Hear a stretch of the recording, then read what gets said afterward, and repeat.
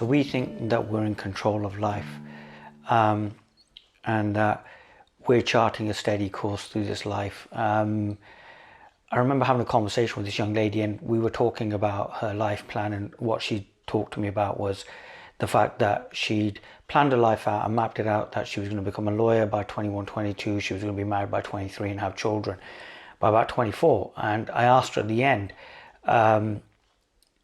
how that was working out for her, to which she replied, well, I'm now 30 and like none of that's happened apart from I've become a lawyer. And it made me think about my life as well, and how much I've so tried and struggled throughout my life to make things happen as I want them to. And something I've been discussing more and more about is, in my videos, is about non-doership.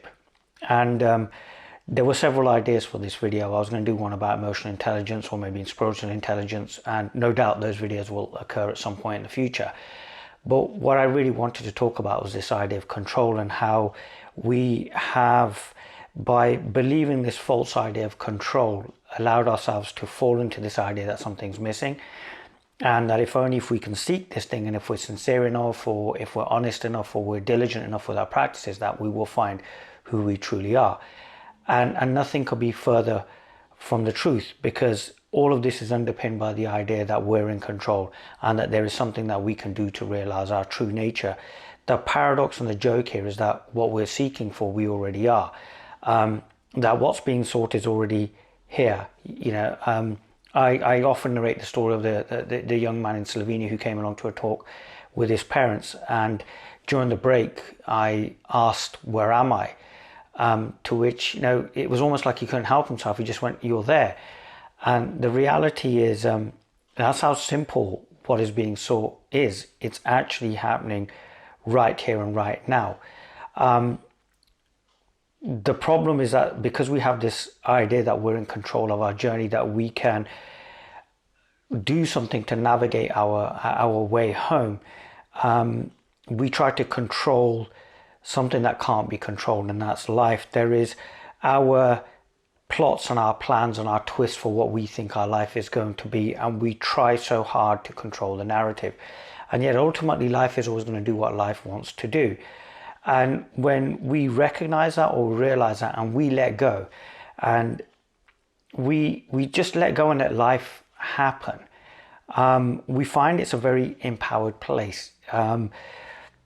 There is a lot of misunderstanding about acceptance. There's a lot of misunderstanding about non-doership. There's a lot of misunderstanding about a lot of these ideas, because they appear so disempowering, because people then, well, I'll have to accept everything, the good, bad, and the indifferent, or, well, if I'm not in control, then I can be spiritually lazy, and I can just, well, it's just all happening as and how it's happening. And these are incomplete understandings of this.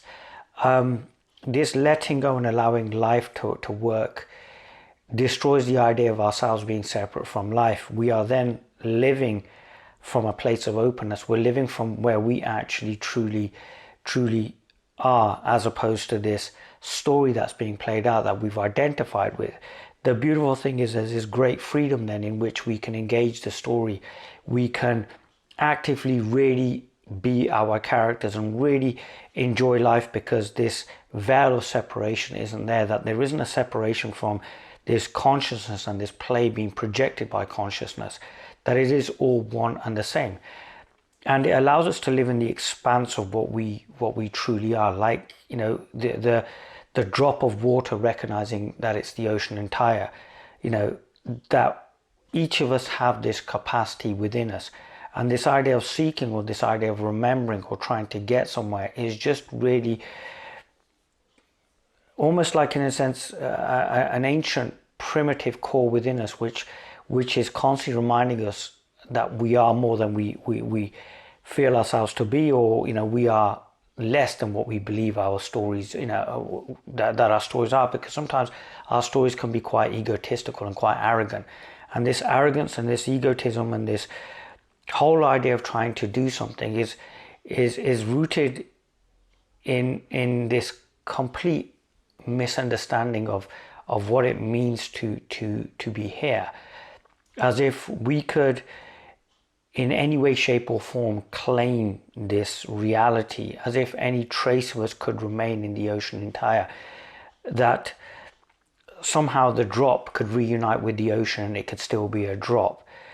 And when we believe that, we do ourselves a huge disservice. We do ourselves a huge disservice when we believe that this story is real, when we believe that we're in charge or we're in control. Because what we're essentially doing is we are literally disempowering ourselves, believing that we're empowered, that somehow we're in control when we're completely out of control. And it's something that I'm starting to see more and more of, and I'm really enjoying the expansiveness of it all, that we are so much more in control of who we truly are when we let go of the story that tries to limit us or define us, that tries to tell us that we are name, identity, caste, creed, color, or nation state, and that we can literally see straight through that and still allow that story to be in place, so that the story can be truly lived and that we can really engage with others, because we realize that the other is an aspect of myself, and that in that knowing that this beautiful realization can arise, that I am everything and I'm nothing, and that words can point to this and words are useless. It's like seeing both sides of the story. It's literally like being and witnessing simultaneously and not having to understand how that's happening, and yet it makes total sense, and yet it's making total sense to no one. And in that constant collapsing, in that constant ideas constantly collapsing and making sense but not making sense, we find the real authenticity and the real, like the real juiciness of life, and we're really living. And all we need to do, if at all that's even needed, is just to give up that story, to give up that idea of separation, of bondage, of claiming, of control, of believing that we are actually in control. There is such a freedom when we rest as is, because so much energy that's being used to keep a story in play, which is really just a contraction. There's so much energy being used to keep us contracted in this limited idea of self, of this story, of this individual, of someone trying, of someone being, that we miss, to quote Bruce Lee, we miss all that heavenly glory, because we spend our lives standing on the edge, not realizing that as we take that jump into the unknown, we're really being held. And as we take that jump into the unknown, as a matter of fact, that we're really taking a jump into the known as we truly are. And there isn't this idea of struggle or strife or trying or being. And yet it offers us an ability, as we live as we actually are, to really live practical and really empowered lives, and to be able to make a difference. Sri Ramana Maharishi never left Arunachala, and yet is remembered because they engaged in something with such presence and with such authenticity that it transformed the lives of millions of people. Rumi whirled around a tree in a state of ecstasy and is remembered, because when we have this veil of separation there, we're not really living. So every act is just being done. It's not really being done though. The very act of just sitting here, just being here and being as you are is divine.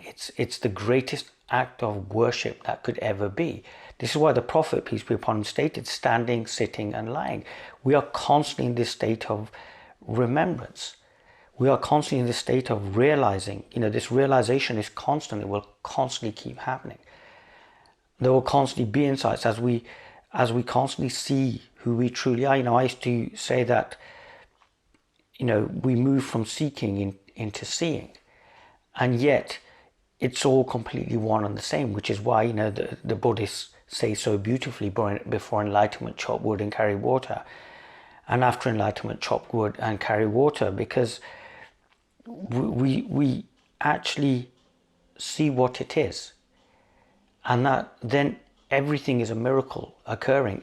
Life is happening, and it's really happening now, as opposed to somebody trying to see life through the veil of separation or rose-tinted glasses, hoping it's going to be a certain way. Your ideas are the very impediments that prevent you from seeing who you actually really truly are. And it's why there isn't really a need to allow any ideas to form about this. If anything, it probably is better to allow ideas to collapse here, and even to collapse that idea of collapsing ideas as well, so that we are constantly present, we're constantly free, we're constantly open to who we truly are. And that's really the freedom of this non-doership, of letting go of this idea of individuality, or letting go of this idea of trying or being or seeking. Because it is really just a contraction. It's an attempt by the drop of water to actually reinforce this idea that it's a drop of water. And yet Rumi stated, that the drop of water has this potential of the ocean. It recognizes itself. This call will always be heard, that it realizes it is the ocean entire. And when we realize that, there isn't this need to do then, because that idea of doing was false. It was a misunderstanding of what it meant to do, what it meant to be, what it meant to actually try, or to actually just be who we actually are. And as such, life then is just lived without a second, without another, without a sense of identity. And even the words, and what's so beautiful about it is just even the words just disappear, they collapse. And occasionally, if there are words, well, that's wonderful. And if there aren't, well, that's wonderful too. And that really allows us to deepen our trust in life as is. It allows us to develop some real confidence, and to really just be who we are, which is the authenticity we talk about so much, that we go on about. So really, it's about letting go of the apparent and resting in the real, which is who you truly are.